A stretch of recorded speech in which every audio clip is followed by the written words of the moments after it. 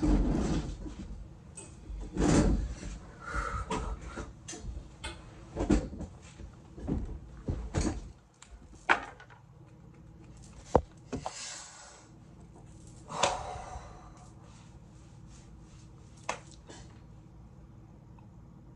talk.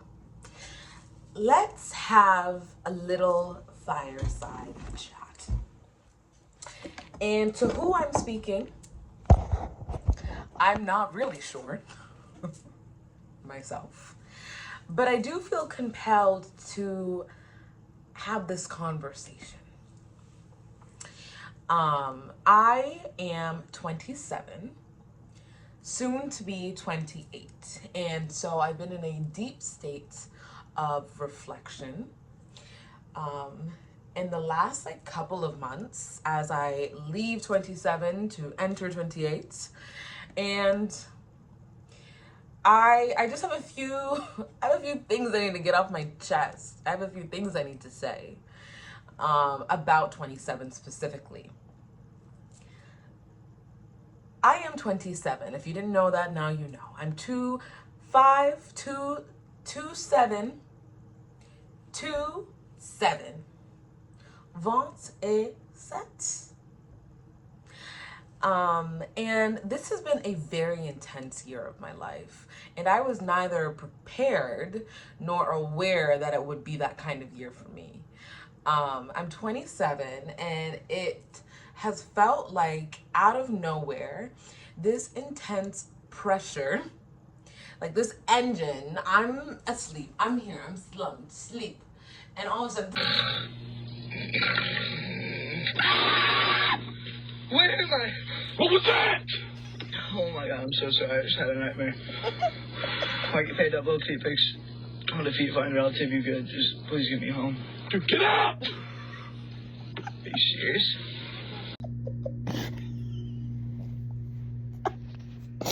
I just think that's the funniest thing I've seen in a long time.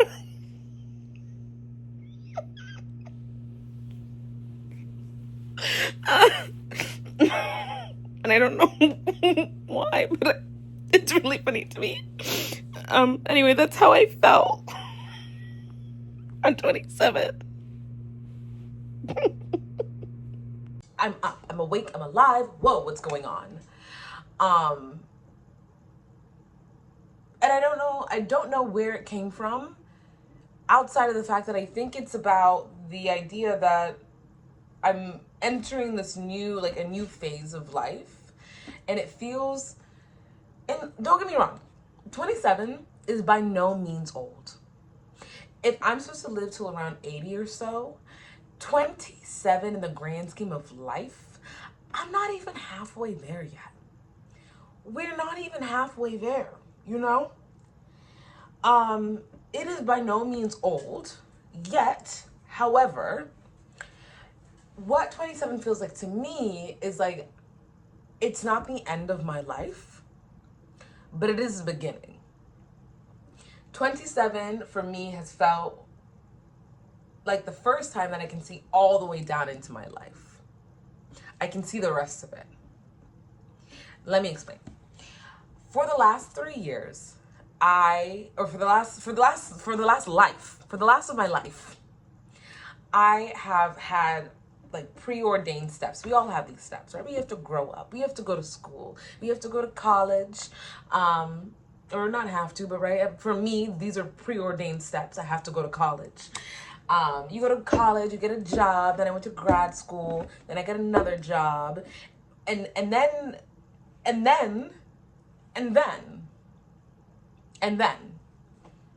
I think that's the part that they don't really tell you, is that when you're done with the preordained, then you have the rest of your life. And it's really up to you to figure out, what kind of life do you want to live? I have been living. Let's not get it twisted. My life has been very full, right? I've accomplished things, right? Like I said, I went to college, I've built community, I've traveled, I have lived and I've laughed and I've loved, right? I go to concerts, I see my friends, I go to cooking classes, I buy fresh flowers and, pot them like in my flower vase. I have my apartment, right? Like life is good.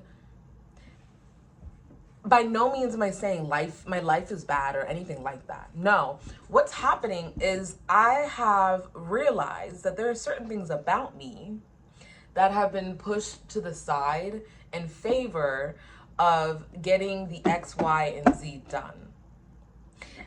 And I feel that the creative side of me has been more repressed to get those things done. I feel strongly that I need to live my life to the fullest. I don't want to go out with regrets. Regrets. I really don't want to.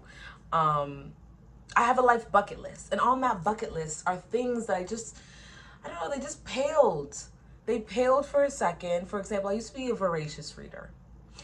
In my youth, I would go to the library, I would, pick up like 25 books, I'd take them home, nom, nom, nom, nom, nom, I would eat them up, and that would be habitual for me. At some point in my adulthood, young adulthood, I stopped reading for pleasure. What's up with that? That's at the core of who I am. Reading for pleasure, writing for pleasure. One of my biggest life dreams has been to write a book. Just one, well, eventually maybe more books, but like write and publish a book. But then all this stuff gets in the way, right? You're the cog in the capitalist system, and you forget about it. You forget about that time you said, okay, I want to be in a movie. I want to act. I want to sing. I want to dance. It's actually on my life bucket list. Like, I want to be in a movie. And so this year, I have felt this real urgency to like dig my claws in and do those things. I've been auditioning for plays, and like short films and commercials. I've been reading for pleasure, and that has been phenomenal. I've been in my YA bag, actually. I've been reading The Selection, reading young adult fiction. It's been great. I've been writing for pleasure, short stories. I've just been tapping into that creative side of myself because that's actually what I want to be at the helm of my life. When I'm on my deathbed, I'm not going to be like, wow, I'm so glad I got that promotion. I'm going to say, did I write that book? Did I do the things that I really wanted to do for me, just for me?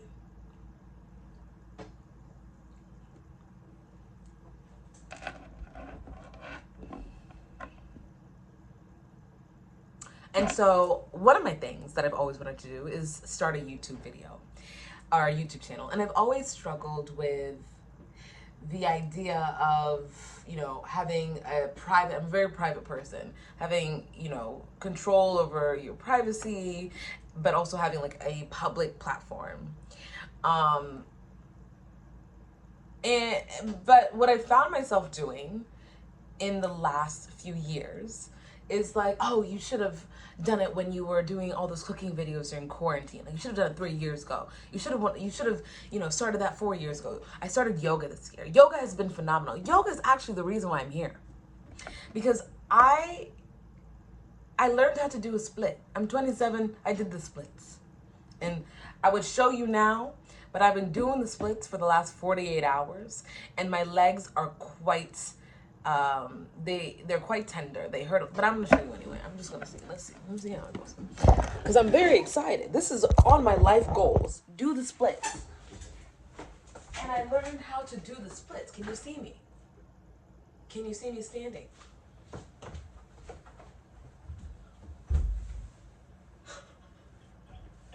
And I just, oh my God, I'm so excited. Oh God, can you see me? I've been doing them for 48 hours, so I'm a little sore, but I'll put a picture in there. And you can see. But,